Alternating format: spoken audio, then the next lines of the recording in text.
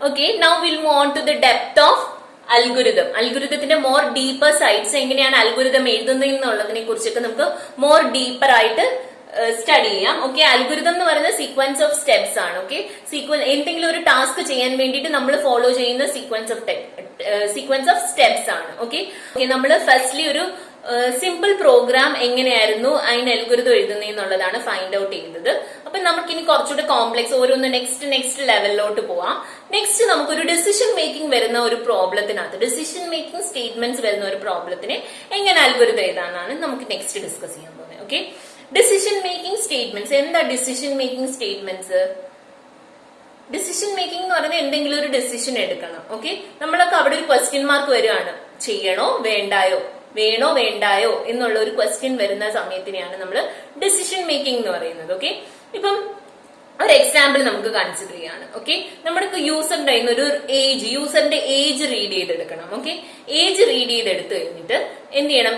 Age greater than or equal to 18 or 18 above ആണ് age എന്നുണ്ടെങ്കിൽ നമുക്ക് he is eligible for voting എന്നുള്ളത് print ചെയ്യണം. അതർവൈസ് ഓക്കെ, ഏജ് ബിലോ 18 ആണെങ്കിൽ he is not eligible for voting എന്നുള്ളത്. ഇതൊരു ചെറിയ സ്മോൾ എക്സാമ്പിൾ ആണ്. ജസ്റ്റ് ആ ഡിസിഷൻ മേക്കിങ്ങിന്റെ അൽഗുരിതത്തിൽ വരുന്ന ഇംപ്ലിമെന്റേഷൻ എങ്ങനെയാണെന്നുള്ളത് പറയാൻ വേണ്ടിയിട്ടാണ് നമ്മൾ ഇങ്ങനെ ഒരു എക്സാമ്പിൾ ചൂസ് ചെയ്തത്. ഓക്കെ, അപ്പം അതെങ്ങനെയാണ് നമ്മൾ ആ ഒരു അൽഗുരിതത്തിനകത്ത് എഴുതുന്നതെന്ന് നോക്കാം. ഓക്കെ, അപ്പൊ നമ്മൾ ഡിസിഷൻ മേക്കിംഗ് സ്റ്റേറ്റ്മെന്റ്സ് വരുമ്പം നമുക്ക് രണ്ട് കേസസ് വരും. ഓക്കെ, ഒന്ന് ഈ ഡിസിഷൻ ഇതൊരു കണ്ടീഷൻ ആയിരിക്കും. ഓക്കെ, ഇതൊരു കണ്ടീഷൻ ആണ്. ഓക്കെ, ഈ condition may be either true or can be false. ഇത് ട്രൂ ആവാം, ഫോൾസും ആവാം. ഇത് ട്രൂ ആണെന്നുണ്ടെങ്കിൽ നമ്മൾ കുറച്ച് കാര്യങ്ങളായിരിക്കും എക്സിക്യൂട്ട് ചെയ്യുന്നത്. അല്ലെന്നുണ്ടെങ്കിൽ എന്ത് ചെയ്യും? ഫോൾസ് ആണെങ്കിൽ നമുക്ക് എക്സിക്യൂട്ട് ചെയ്യാൻ കുറച്ച് സ്റ്റേറ്റ്മെന്റ്സ് ഉണ്ടായിരിക്കും. ഓക്കെ, അപ്പം അൽഗുരിതംസ് എപ്പോഴും എന്ത് ചെയ്യുന്നുണ്ടായിരിക്കും? അൽഗുരിതം ഡിസിഷൻ മേക്കിങ്ങിനകത്ത് വരുമ്പോൾ എന്ത് ചെയ്യുന്നുണ്ടായിരിക്കും? ഒരു രണ്ട് കേസസ് വരുന്നുണ്ടായിരിക്കും. യൂഷ്വലി നമ്മുടെ പ്രോബ്ലത്തിന്റെ എക്സിക്യൂഷൻ എന്ന് പറയുന്നത് 1 by 1 ആയിട്ട്, കൺട്രോൾ ഫ്ലോ എന്ന് പറയുന്നത് 1 by സീക്വൻസ് ഓഫ് സ്റ്റെപ്സ് നമ്മൾ കൊടുക്കുന്ന സീക്വൻഷ്യൽ ഓർഡറിൽ തന്നെയായിരിക്കും എക്സിക്യൂട്ട് ചെയ്ത് വരുന്നത്. പക്ഷെ ഇതേ കൂട്ടുള്ള ഡിസിഷൻ മേക്കിംഗ് സ്റ്റേറ്റ്മെന്റ്സ് വരുന്ന സമയത്ത് നമ്മുടെ പ്രോബ്ലത്തിന്റെ കൺട്രോൾ ഫ്ലോ എന്ന് പറയുന്നത് ഇപ്പൊ ട്രൂ ആണെങ്കിൽ ഇങ്ങോട്ടിങ്ങ് പോരും, ഫോൾസ് ആണെങ്കിൽ ഇപ്പുറത്തോട്ട് ആയിരിക്കും വരുന്നത്. ട്രൂ ആണെങ്കിൽ ഇത് എക്സിക്യൂട്ട് ചെയ്യില്ല, ഫോൾസ് ആണെങ്കിൽ ഇത് എക്സിക്യൂട്ട് ചെയ്യില്ല. ഓക്കെ, അപ്പൊ അങ്ങനെയാണ് കൺട്രോൾ ഫ്ലോ പോകുന്നത്. ഓക്കെ, സോ അപ്പൊ ഡിസിഷൻ മേക്കിംഗിൽ ഈ രണ്ട് കേസസ് വരും. ഒന്നെങ്കിൽ ട്രൂ ആവുന്ന കേസും വരും, അതർവൈസ് ഫോൾസ് ആവുന്ന കേസും ഉണ്ടായിരിക്കും. Okay, true or false. True ആണെങ്കിൽ ഒരു ബ്ലോക്ക് ഓഫ് സ്റ്റേറ്റ്മെന്റ്സ് ആയിരിക്കും എക്സിക്യൂട്ട് ചെയ്യുന്നത്, ഫോൾസ് ആണെങ്കിൽ അനദർ ബ്ലോക്ക് ഓഫ് സ്റ്റേറ്റ്മെന്റ്സ് ആയിരിക്കും യൂസ് ചെയ്യുന്നത്. അപ്പൊ നമ്മൾ ഇത് അൽഗുരിതത്തിനകത്ത് ഇംപ്ലിമെന്റ് ചെയ്യുമ്പോൾ യൂഷ്വലി നമ്മൾ കണ്ടീഷൻസ് ഒക്കെ വരുന്ന സമയത്ത് ഈഫ് സ്റ്റേറ്റ്മെന്റ്, ഈഫ് എന്ന് പറയുന്നത് നമ്മൾ if age greater than 20, if mark greater than 20. അപ്പൊ നമുക്കൊരു കമ്പാരിസൺ വരുന്ന സമയത്ത് നമ്മൾ ഈഫ് സ്റ്റേറ്റ്മെന്റ് ആണ് മെയിൻലി എന്ത് ചെയ്യുന്നത്? അൽഗുരിതം എഴുതാൻ വേണ്ടിയിട്ട് യൂസ് ചെയ്യുന്നത്. Okay, now let's see how to write an algorithm for finding for reading age and finding whether he is eligible for vote or not. Okay. Okay, നമ്മുടെ first step എന്തായിരിക്കും? Step 1 എന്തായിരിക്കും? Step 1 start the process. Step 2 എന്തായിരിക്കും? എന്ത് ചെയ്യണം? നമ്മൾ age read ചെയ്യണം. നമുക്ക് ഇവിടെ ഇൻപുട്ട് ചെയ്യാൻ ഒരു വാല്യൂ ഉള്ളൂ. എന്താണ്? ഏജ്. റീഡ് ഏജ് നമ്മൾ റീഡ് ചെയ്തു. ഏജ് എന്ന് പറയുന്ന വേരിയബിളിനകത്താണ് നമ്മൾ റീഡ് ചെയ്ത ഏജ് സ്റ്റോർ ചെയ്തേക്കുന്നത്. ഇനി എന്ത് ചെയ്യണം? നമ്മുടെ കയ്യിൽ ഏജ് കിട്ടിക്കഴിഞ്ഞു. ഇനി എന്ത് ചെയ്യണം? നമ്മൾ we have to check whether these ages greater than or equal to 18 ആണോ, or it is less than or equal to 18. അങ്ങനെയുള്ള കാര്യം നമ്മൾ ചെക്ക് ചെയ്യണം. ഓക്കെ, സോ എന്താ, ഏത് സ്റ്റേറ്റ്മെന്റ് ആണ് നമ്മൾ യൂസ് ചെയ്യുന്നതിന് വേണ്ടിയിട്ട്? ഈഫ് കഴിഞ്ഞിട്ട് എന്ത് കൊടുക്കണം? കണ്ടീഷൻ. ഇവിടെ വരുന്ന കണ്ടീഷൻ എന്താണ്? Age greater than or equal to 18 ആണോ അതോ ലെസ് ദാൻ ആണോ എന്നുള്ളതാണ് നമ്മുടെ കണ്ടീഷൻ എന്ന് പറയുന്നത്. Okay, if age greater than or equal to 18 കൂടുതലാണ് ഏജ് എങ്കിൽ എന്താ ചെയ്യണ്ടേ? നമുക്ക് ഡിസ്പ്ലേ ചെയ്യണം. എന്ത് ഡിസ്പ്ലേ ചെയ്യണം? The person is eligible for voting. അപ്പം age greater than or equal to 18 ആണെങ്കിൽ then നമ്മൾ ഇവിടെ അഗെയിൻ ഒരു ടേം യൂസ് ചെയ്യുന്നുണ്ട്. ഇതൊക്കെ എന്താണ്? എല്ലാ അൽഗുരിതത്തിനകത്ത് നമ്മൾ കണ്ടീഷൻസ് വരുന്ന എല്ലാ അൽഗുരിതത്തിനകത്ത് യൂസ് ചെയ്യുന്ന ടേം ആണ്. ഇഫ് then കറക്റ്റ് ആണെങ്കിൽ എന്ത് ചെയ്യണം? Print eligible. Okay, print eligible. Okay, ഇനി എന്തായിരിക്കും നെക്സ്റ്റ് കേസ്? എലിജിബിൾ അല്ലെങ്കിൽ എന്തായിരിക്കും? Not eligible. അപ്പൊ എന്താ പറയാ? അതിനു വേണ്ടിട്ട് നമ്മൾ എന്ത് കൊടുക്കണം? എൽസ്. if else. ഓക്കെ, ഈഫിന്റെ അല്ലാന്നുണ്ടെങ്കിൽ അല്ലെങ്കിൽ എൽസ്. ഓക്കെ, എൽസ് എന്ത് ചെയ്യണം? Print not eligible. ഓക്കെ, ഈ എൽസ് പാർട്ട് വേണമെങ്കിൽ നമുക്ക് നെക്സ്റ്റ് സ്റ്റെപ്പ് ആയിട്ട് കൊടുക്കാൻ പറ്റും കേട്ടോ. Step 4. Okay, if condition true ആണെങ്കിൽ ഒരു ബ്ലോക്ക് ഓഫ് സ്റ്റേറ്റ്മെന്റ്. ഓക്കെ, ഇതിന്റെ സബ് ആയിട്ടാണ് നമ്മൾ എന്ത് ചെയ്യുന്നത്? പ്രിന്റ് എലിജിബിൾ എന്ന് പറയുന്നത് കൊടുക്കുന്നത്. ബിക്കോസ് ഈഫിന്റെ കണ്ടീഷൻ ട്രൂ ആണെങ്കിൽ മാത്രം ഈ പ്രിന്റ് സ്റ്റേറ്റ്മെന്റ് എക്സിക്യൂട്ട് ചെയ്താൽ മതി. അതുകൊണ്ടാണ് അതിന്റെ ഇൻഡന്റേഷൻ കൊടുത്ത് നമ്മൾ കുറച്ച് ഉള്ളോട്ട് നീക്കി എഴുതുന്നത്. ഓക്കെ, അതുപോലെ തന്നെ എൽസിനകത്തും എന്താണ്? Else print not eligible. എൽസിന്റെ ഒരു സബ് പാർട്ടാണ് അല്ലെങ്കിൽ സബ് പാർട്ട് ആയിട്ട് വരുന്നതാണ് പ്രിന്റ് നോട്ട് എലിജിബിൾ എന്ന് പറയുന്നത്. അപ്പൊ നമ്മൾ അവിടെ ഇൻഡന്റേഷൻ കൊടുത്ത് കുറച്ച് സ്പേസിംഗ് കൊടുത്തിട്ട് നെക്സ്റ്റ് ആയിട്ടായിരിക്കും എന്ത് ചെയ്യുന്നത്? എഴുതുന്നത്. ഓക്കെ, സോ ഇതാണ് എന്തിനു വേണ്ടിയിട്ടുള്ള algorithm? Reading and age read ചെയ്തിട്ട് എന്ത് ചെയ്യാണ്? നമ്മൾ ചെക്ക് ചെയ്യാണ് whether he is eligible or not eligible for voting. Okay,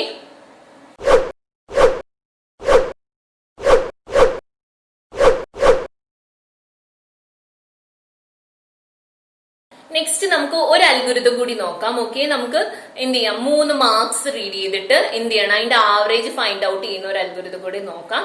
okay, അപ്പൊ അതിന് വേണ്ടിയിട്ട് നമുക്ക് എന്താണ് നമ്മുടെ ഇനിഷ്യൽ സ്റ്റെപ്പ് തൊട്ട് തുടങ്ങാം. ആദ്യം എന്തൊക്കെയായിരുന്നു ഇൻപുട്ട് ഇവിടെ എന്തായിരിക്കും? 3 marks. Mark 1, mark 2, mark 3. Okay, 3 marks ആയിരിക്കും നമ്മുടെ ഇൻപുട്ട്. ദെൻ പ്രോസസ് എന്തായിരിക്കും? ഇതിന്റെ ആവറേജ് കാണണം. ഓക്കെ, ആവറേജ് കാണുന്നത് എങ്ങനെയായിരിക്കും? M1 plus M2 plus M3. Okay, the whole divided by number of subjects. Okay, by 3. അപ്പൊ എന്ത് ചെയ്യും? നമുക്ക് ആവറേജ് ഫൈൻഡ് ചെയ്യാൻ പറ്റും. Okay, this is stored in ഒരു വേരിയബിളിനകത്ത് വേണം നമ്മൾ ആ റിസൾട്ട് സ്റ്റോർ ചെയ്യാൻ വേണ്ടിയിട്ട്. നെക്സ്റ്റ് ഔട്ട്പുട്ട് എന്ന് പറയുന്നത് എന്താണ്? Average will be the output. Okay, അപ്പൊ നമുക്ക് എന്തൊക്കെയാ ഡിഫറെന്റ് സ്റ്റെപ്സ് എന്നുള്ളത് മനസ്സിലായി. Okay, what is this first step? Step 1, start the process. What will be the step 2? We have to input 3 values. Okay, input M1, M2 and M3. Okay, we have to read three values, M1, M2 and M3. Then what is the next step? We have to compute. Okay, compute the average of M1 and M2 and M3. Okay, we have to compute average. Okay, we give the variable name ABJ equal to M1 plus M2 plus M3 divided by 3. Okay, divided by 3. Okay, for finding out the average we have to find the sum and divide the total by 3. Okay, as we are giving 3 inputs. Okay, then we have to step 4 is to display average ABJ. Okay, you have to display the computed average, and the last step will be stopping the process. Okay, stopping the process. So finding the average. Okay, for finding the average we have to, first step will be the starting of process. Second step will be we have to input or read. Okay, we can use both input or read. Okay, for reading the values we have to use 3 variables M1, M2, M3, and these 3 variables are used for storing the values. Okay, read by the given by the user. And the step 3 is computing the average. Okay, we have to compute average. Okay, first step എന്ന് പറയുന്നത് എന്താണ്? Start the process. We have to start the process. Second step എന്ന് പറഞ്ഞു കഴിഞ്ഞാൽ എന്താണ്? നമ്മൾ യൂസറിന്റെ കയ്യിൽ നിന്ന് മൂന്ന് വാല്യൂസ് റീഡ് ചെയ്തെടുക്കണം. ഓക്കെ, M1, M2, M3 എന്ന് പറയുന്ന മൂന്ന് വേരിയബിൾസിനകത്തോട്ടായിരിക്കും നമ്മൾ ആ റീഡ് ചെയ്ത വാല്യൂസ് സ്റ്റോർ ചെയ്ത് വെക്കുന്നത്. M1, M2, M3 മൂന്ന് വേരിയബിൾ നെയിംസ് നമുക്ക് ഇഷ്ടമുള്ള നെയിംസ് ചൂസ് ചെയ്യാൻ പറ്റും. ഓക്കെ, നമ്മൾ ഇവിടെ ചൂസ് ചെയ്തിരിക്കുന്ന M1, M2, M3 മൂന്ന് വാല്യൂസ് ഫസ്റ്റ് റീഡ് ചെയ്യുന്ന വാല്യൂ M1-ല്, M2-ല്, M3-ല് അങ്ങനെയായിരിക്കും പോയി സ്റ്റോർ ആവുന്നത്. റീഡ് ചെയ്ത് കഴിഞ്ഞ് കഴിഞ്ഞാൽ നെക്സ്റ്റ് സ്റ്റെപ്പ് എന്ന് പറയുന്നത് we have to compute the average. Okay, average find out ചെയ്യണം. ഓക്കെ, ആവറേജ് ഫൈൻഡ് ഔട്ട് ചെയ്യാൻ വേണ്ടിയിട്ട് നമ്മൾ യൂസ് ചെയ്യുന്ന ഇക്വേഷൻ എങ്ങനെയാ? ആവറേജ് ഫൈൻഡ് ഔട്ട് ചെയ്യാൻ ടോട്ടൽ കാണുക, ഫുള്ള് എത്ര ഇൻപുട്സ് ആണ് വരുന്നത് ആ ഇൻപുട്സിന്റെ ടോട്ടൽ ഫൈൻഡ് ഔട്ട് ചെയ്തിട്ട് divided by the number of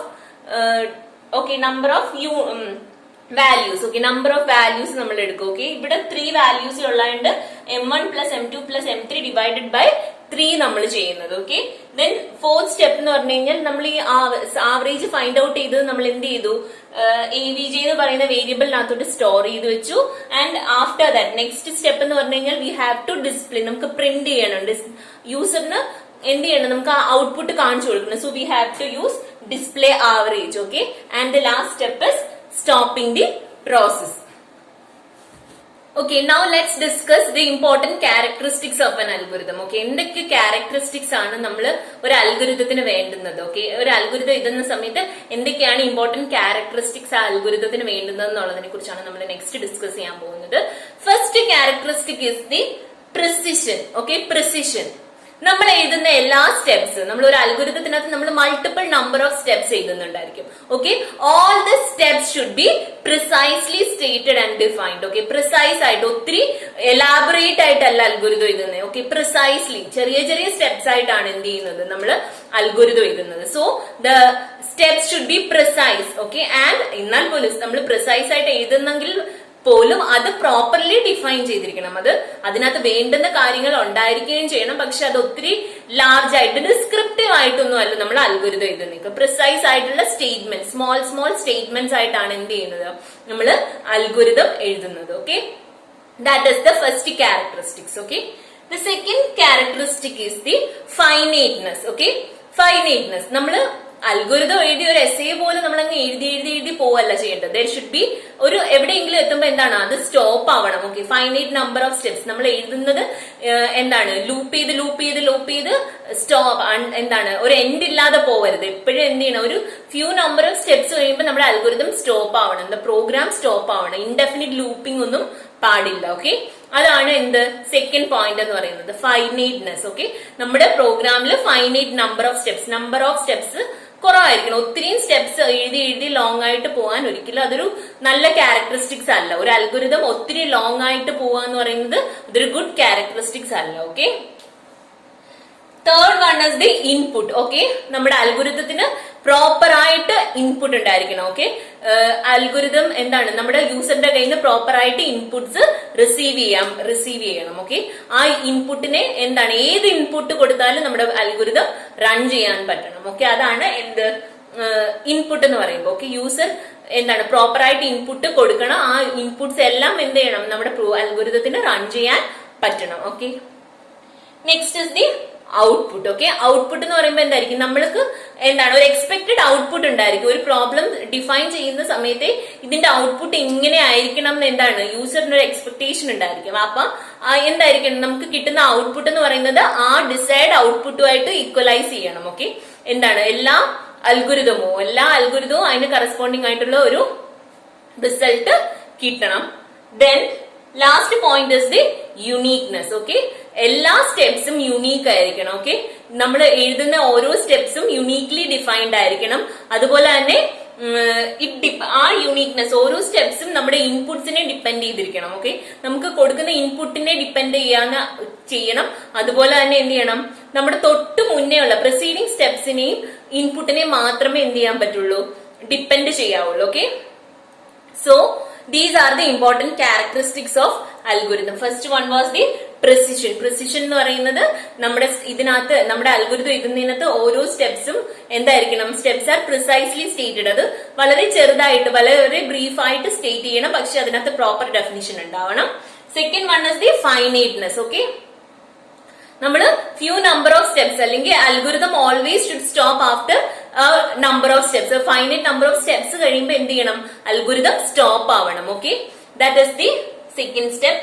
And the third step is that input. Okay, algorithm should receive some input from the user. User-ന്റെ കയ്യിൽ നിന്ന് it should receive some input. Okay, ആ input എല്ലാ case ഏത് input കൊടുത്തു കഴിഞ്ഞാലും എന്ത് ചെയ്യണം, ആ അൽഗോരിതം റൺ ആവണം. Okay, next is the output. Okay, output means algorithm should produce some output. അതിനൊരു ഔട്ട്പുട്ട് യൂസറിന് കൊടുക്കാൻ പറ്റണം. ഓക്കെ, നമ്മൾ ഡിസൈഡ് ആയിട്ടുള്ള ഔട്ട്പുട്ട് തന്നെ ആയിരിക്കണം എന്ത് ചെയ്യേണ്ടത്, അൽഗോരിതം കൊടുക്കേണ്ടത്. ഓക്കെ, നമ്മൾ എന്താണ് പ്രോബ്ലം ഡിഫൈൻ ചെയ്യുന്ന സമയത്ത് പ്രോപ്പറായിട്ട് ഡിഫൈൻ ചെയ്തെങ്കിൽ നമുക്ക് പ്രോപ്പർ ആയിട്ടുള്ള ഔട്ട്പുട്ട് കിട്ടത്തുള്ളൂ. ലാസ്റ്റ് വൺ എന്ന് പറയുന്നത് യുണീക്നെസ്. നമ്മുടെ ഓരോ സ്റ്റേറ്റ്മെന്റ്സും യുണീക്ക് ആയിരിക്കണം. ഈ സ്റ്റേറ്റ്മെന്റ്സ് നമ്മുടെ എന്താണ് ഇൻപുട്ടിനെയും അതുപോലെ തന്നെ തൊട്ട് മുന്നേ ഉള്ള സ്റ്റെപ്പിന്റെ റിസൾട്ടിനെ മാത്രമേ എന്ത് ചെയ്യാവുള്ളൂ, ഡിപ്പെൻഡ് ചെയ്യാവുള്ളൂ. ഓക്കെ, സോ നമ്മൾക്ക് ഇനി നെക്സ്റ്റ് ക്ലാസ്സിൽ നമ്മൾ ഫ്ലോ ചാർട്ടിനെ കുറിച്ചായിരിക്കും ഡിസ്ക്രൈബ് ചെയ്യുന്നത്, അല്ലെങ്കിൽ ഫ്ലോ ചാർട്ട് വരയ്ക്കുന്നത് എങ്ങനെയാണ്, അതുപോലെ തന്നെ അതിന്റെ വേരിയസ് സ്പീഡോ കോഡ്സ്. നമ്മൾ രണ്ട് റെപ്രസെന്റേഷൻ അൽഗോരിതത്തിന്റെ 2 വേസിലാണ് റെപ്രസെന്റ് ചെയ്യുന്നത്. സ്പീഡോ കോഡ് ആയിട്ട് റെപ്രസെന്റ് ചെയ്യുന്നുണ്ട്, ഫ്ലോ ചാർട്ട് ആയിട്ട് റെപ്രസെന്റ് ചെയ്യുന്നുണ്ട്. അപ്പൊ നമുക്ക് അതിനെക്കുറിച്ച് ഡെപ്തിൽ നമുക്ക് അൽഗോരിതം മാത്രം എഴുതിയാൽ പോരെ, നമുക്ക് ഫ്ലോ ചാർട്ടൂടെ എഴുതിയെങ്കിൽ മാത്രമേ നമുക്ക് പ്രോഗ്രാമിംഗിലോട്ട് പോകാൻ പറ്റത്തുള്ളൂ. ഓക്കെ, അപ്പം അൽഗോരിതം എന്താണ്, ഫ്ലോ ചാർട്ട് എന്താണ്, സ്പീഡോ കോഡ് എന്താണെന്നുള്ളത് അൽഗോരിതം നമ്മൾ ഓൾറെഡി സ്റ്റഡി ചെയ്ത് കഴിഞ്ഞു. നിങ്ങൾക്ക് എല്ലാവർക്കും മനസ്സിലായെന്ന് എനിക്ക് തോന്നുന്നു. ഓക്കെ, എനിവേ ഫ്ലോ ചാർട്ട് എന്താണ്, അതുപോലെ തന്നെ